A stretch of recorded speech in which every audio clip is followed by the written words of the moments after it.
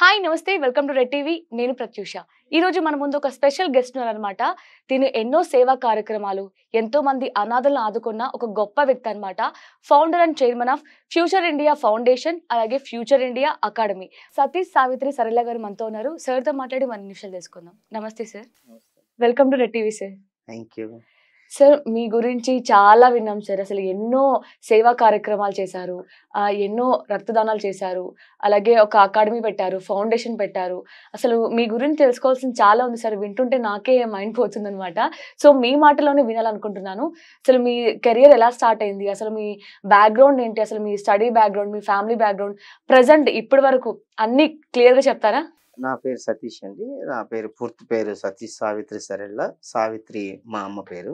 ఇంకా చిన్నప్పటి నుంచి మేము ఏలూరు వెస్ట్ గోదావరి డిస్ట్రిక్ట్ ఏలూరులోనే చదువుకున్నాము. మా చిన్నప్పటి నుంచి కూడా మేము ఒక మిషనరీ స్కూల్లో చదవడం వల్ల ఒక చారిటీ అనేది లేకపోతే చిన్న చిన్న కార్యక్రమాలు చేయాలనేది చిన్నప్పటి నుంచి మాకు స్కూల్ డేస్ నుంచే మాకు ఒక అలవాటు ఉంది.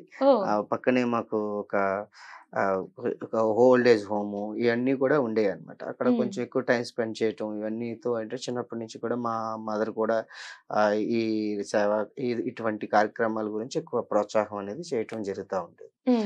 స్లోలీ నేను ఎదుగుతూ జరగడం జరిగింది. దాంట్లో భాగంగా నేను యానిమల్ హస్బెండరీ డిపార్ట్మెంట్లో వర్క్ చేశాను. ఒక 20 years వర్క్ చేశాను.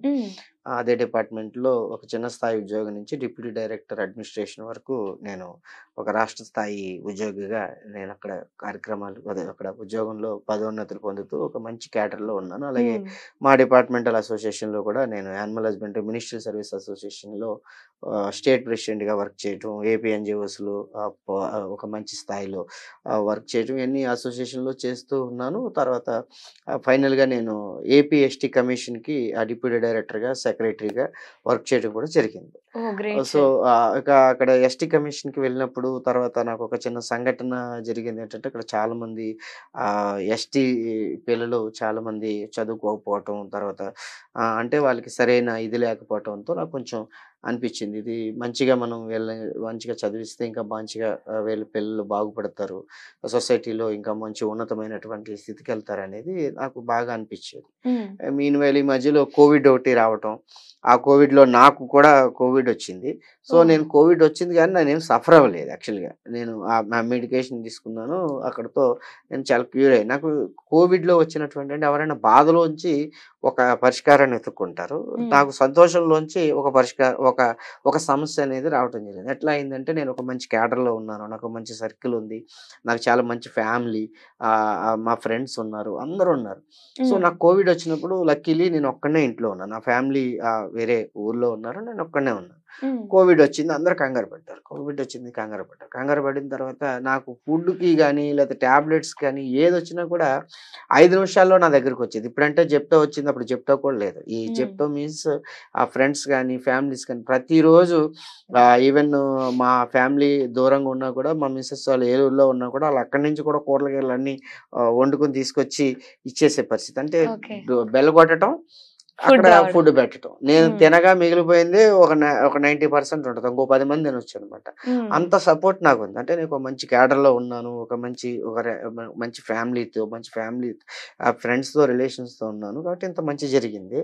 అదే ఏమీ లేని వాళ్ళు ఎక్కడి నుంచో ఇక్కడ వచ్చి బతికే వాళ్ళు ఉంటారు, వాళ్ళకి ఎట్లా ఇలా అని చెప్పి ఒక ఆలోచనతో మనకి ఏదైతే జరిగిందో మంచి వేరే వాళ్ళకి కూడా జరగాలని చెప్పి ఒక పోస్టర్ అనేది రిలీజ్ చేయడం జరిగింది. ఆ పోస్టర్ రిలీజ్ చేసి ఎవరికైనా ఈ కోవిడ్తో ఇబ్బంది పడి ఫుడ్ కోసం ఇబ్బంది పడే వాళ్ళతో ఇబ్బంది పడద్దు, మాకు కాల్ చేయండి, మీ ఇంటి వద్దకే మేము ఉచితంగా భోజనం ఇట్లా పంపిస్తామని చెప్పి అని చెప్పడం జరిగింది.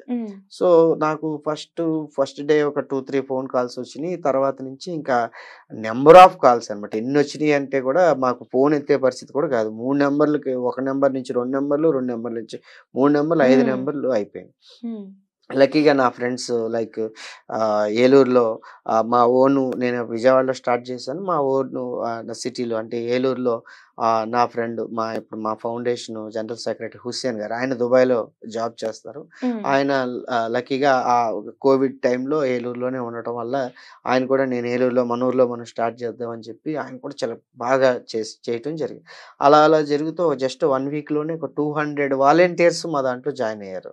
ఓహ్! ఓకే. 200 వాలంటీర్స్‌తో మేము డైలీ ఒక 700, 800, 1000 ఫ్యామిలీస్‌కి మేము ఫుడ్ ఇవ్వటం మొదలుపెట్టాం. అది ఎంతవరకు వెళ్ళిపోయిందంటే చాలా బాగా రీచ్ అవ్వటం జరిగింది. హ్మ్. తర్వాత గ్యాస్ మనం ఆక్సిజన్ సిలిండర్స్ ఒక ఒక 10, 15 పర్చేజ్ చేసాము. హ్మ్. అది కూడా మేము ఫ్రీగా ఇవ్వటం జరిగింది. తర్వాత అనేక కనీసం చనిపోయిన వాళ్ళని దహన కార్యక్రమాలు చేయడానికి కూడా ఎవరు రాకపోతే, మేము మా టీమ్ ఎళ్లి ఆ దహన కార్యక్రమాలు కూడా మేము అంతా కూడా కిట్ యేసుకొని, కోవిడ్ కిట్ అంతా వేసుకొని మేమే కార్యక్రమాలు చేసాం. ఓహ్! సో, సార్ మీకు ఇవన్నీ చేయడానికి ఎలా సార్? అంటే ఫైనాన్షియల్‌గా ఐ మీన్ ఎవరైనా సపోర్ట్ చేసేవాళ్ళా? అంటే ఎవరైనా అదే చెప్తున్నానండి. అది ఒక సంకల్పం.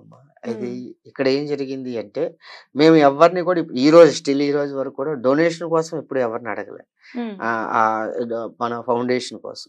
ఏమైపోతుందంటే ఇక్కడ కోవిడ్‌లో ఒక చిన్న రిక్షా వాడి దగ్గర నుంచి ఆహ్, ఈవెన్ మేమిచ్చిన ఫుడ్ ఇచ్చిన వాళ్ళు ఒక సినిమా ప్రముఖ యాక్టర్ కూడా ఉన్నాడు.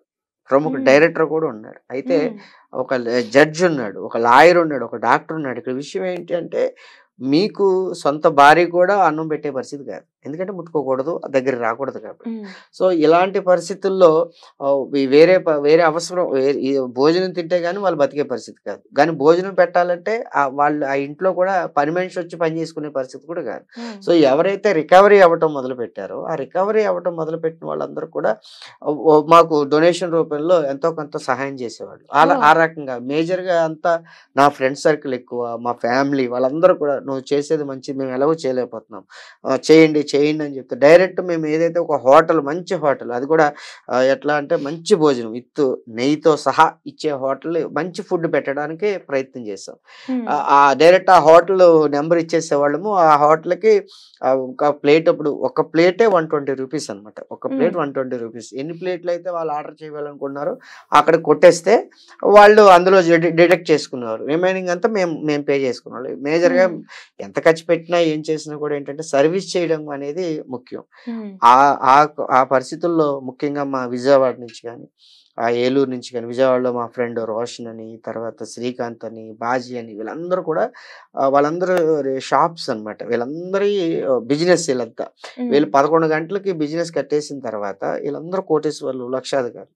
హ్మ్. 11 గంటలు కట్టేసిన తర్వాత అందరూ రావటం, ఆ బ్యాగులు పట్టుకోవటం, పరుగు పరుగు మీద తీసుకెళ్ళి ఆళ్ళకి ఇళ్ళ దగ్గర ఇవ్వటం అన్నమాట. హ్మ్. ఇదంతా కూడా చాలా మంచిగా జరిగింది. చాలా అది ఆల్‌మోస్ట్ ఒక 25,000 మందికి మేము రీచ్ అవ్వటం జరిగింది.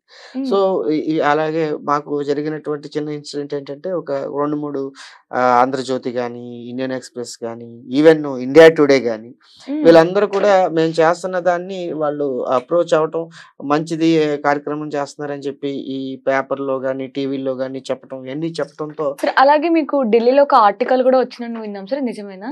అవునండి. దాని గురించి ఏం చెప్తారా? ఇండియా టుడే అండి. ఇండియా టుడే మాకు తెలీదు. సడెన్‌గా హ్మ్. ఓ రోజు ఫోను చేశారు. ఇండియా టుడే ఢిల్లీ నుంచి అని ఫోను చేస్తే, చెప్పండి అంటే, మీ ఆర్టికల్ ఇండియన్ ఎక్స్‌ప్రెస్‌లో ఒక ఆర్టికల్ మీ ఫౌండేషన్ గురించి పడింది. హ్మ్. ఆ ఫౌండేషన్ మీకు ఆర్టికల్ ఇన్ఫర్మేషన్ లేకముందే అదే అయిందా? అవునండి. మాకు అసలు మేము మీతో అంటే ఫ్యామిలీతో కూడా మాట్లాడే టైం ఉండేది కాదు. హ్మ్. ఆళ్ళు ఫోను చేస్తారు.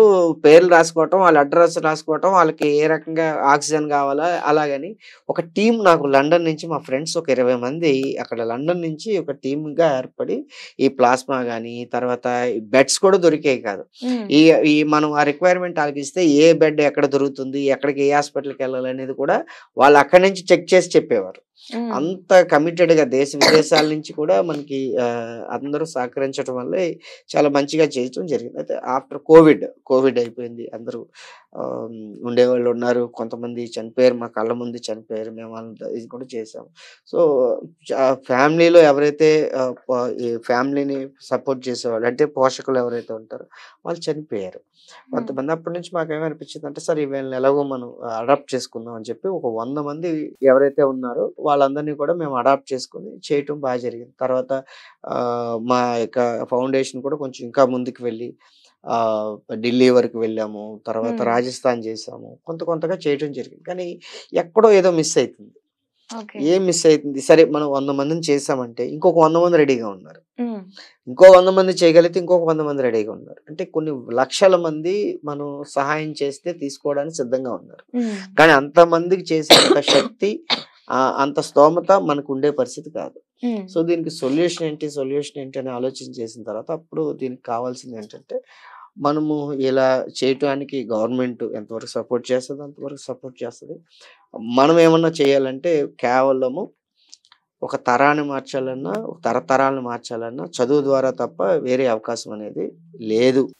అయితే ఈ ఈ ఎడ్యుకేషన్ అనేది ఒక మంచి పరిస్థితి. దీనికి ఖచ్చితంగా వీళ్ళకి ఒక జాబ్ సెక్యూరిటీ గాని గనుక ఇవ్వగలిగితే, ఒక 100 మందినో, ఒక 1000 మందినో ఎంతమందిని చేతనైతే అంతమందిని మనం చదివిస్తే, వాళ్ళు ఒక్కొక్క ఫ్యామిలీని అడాప్ట్ చేసుకున్నా కూడా ఒక జీవితాంతం వాళ్ళకి సపోర్ట్ చేసే పరిస్థితి ఉంటది కదా! అనే ఉద్దేశంతో ఈ యొక్క అకాడమీ అనేది స్టార్ట్ చేయడం ఓకే. జరిగింది. అయితే ఇదన్నమాట జర్నీ. ఫ్యూచర్ ఇండియా ఫౌండేషన్ నుంచి అకాడమీకి ఇది. అవును. అది ఓకే. తల్లి, ఇది పిల్ల. ఓకే. సో, అయితే దీనికంటే మీకు ఇన్‌స్పిరేషన్ ఎవరు సార్? అంటే ఎవరిని చూసి మీకు ఇలా చేయాలనిపించింది? ఇన్‌స్పిరేషన్ అంటే ఈ ఇన్‌స్పిరేషన్ అనేది నేను పెద్దగా ఏమనుకోలేదు గానీ, చెయ్యాలనిపించింది. మంచి మనసుకు నచ్చింది చేయాలి. చేసేసారు అంతేనా? నచ్చింది చేశాము. దానికోసం ఇట్లా ఉండి చేయటం కూడా కాదని ఫుల్ టైమ్ నేను వాలంటరీ కూడా ఇవ్వటం జరిగింది. హ్మ్. ఆ తృప్తనేది నేను మంచి పొజిషన్‌లో ఉన్నాను. నాకు మంచి ఆహ్, అప్రిషియేషన్ వస్తుంది. మంచి పని చేస్తున్నానని చెప్పి, తర్వాత డిపార్ట్‌మెంట్‌లో నాన్ కరప్టివ్‌గా పనిచేశాను. ఒక మంచి హ్మ్. నాకు స్టేట్ లెవెల్ వరకు అవార్డ్స్ వస్తా ఉన్నాయి. నన్ను నేను వాలంటీర్ తీసుకోనంటారంటారంటే ఎవరు ఒప్పుకోవట్లేదు. అయినా హ్మ్. కూడా ఏంటంటే నాకేదో తృప్తి, ఏదో చెయ్యాలి. నేనింకా ఒక మంచి క్యాడర్‌కి వెళ్తాను. నేను రిటైర్డ్ అవ్వాలంటే నాది 2024లో మేబీ నాది రిటైర్మెంట్. 2024లో నా రిటైర్మెంట్. నేను రిటైర్మెంట్‌కెళ్ళే వరకల్లా నేను చాలా పెద్ద క్యాడర్‌లో రిటైర్డ్ అయ్యే పరిస్థితి ఉంటది. హ్మ్. అదే నేను వాలంటరీ తీసుకొని ఉంటే గనక నేనొక్కడిని కష్టపడితే ఎవడైతే మిడిల్ క్లాస్ ఉన్నారో, బిలో మిడిల్ క్లాస్ ఉన్నారో, ఎవరైతే ఫైనాన్షియల్‌గా ఇబ్బంది పడి చదవలేకపోతా ఉన్నారో, వాళ్ళని ఒక 100 మంది ఐఏఎస్‌లని ఈ 2047కి అంటే స్వతంత్ర భారతదేశం అయి వచ్చిన తర్వాత 100 సంవత్సరాల భారతదేశం కంప్లీట్ అయ్యేటప్పటికి, హ్మ్. నా వంతుగా ఒక middle class, below middle class ఉన్నవాళ్ళు ఓ 100 మంది ఐఏఎస్‌లని ఈ దేశానికి ఇవ్వాలని ఒక సంకల్పంతో బయటికి రావటం జరిగింది. ఇక ఓకే. నేనొక్కడినా ఈ 100 మందా అని తేల్చుకుందామని వచ్చాను.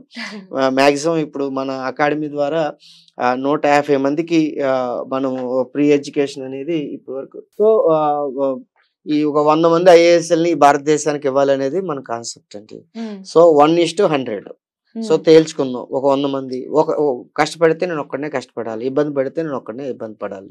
సరే ఇంకా రిమైనింగ్ సర్వీస్ ఏదైతే ఉందో ఈ 20 ఇయర్స్ కష్టపడదాం.